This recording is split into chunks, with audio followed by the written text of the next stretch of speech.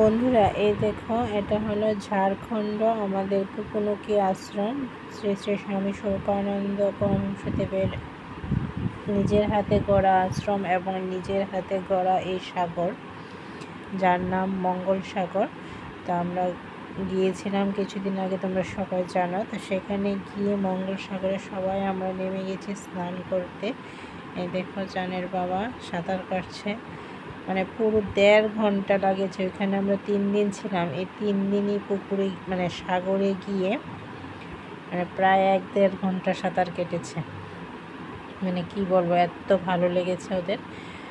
আমি তো আগেও গিয়েছি, কিন্তু চান আর চানের বাবা প্রথমবার গিয়েছে। এই দেখো বাবু স্নান করে নিল, তো চানও স্নান করবে। দেখো এই দেখো, চান তো আর নিচে নামতে পারছে না, কোনোদিন আর পুকুরে নামেনি।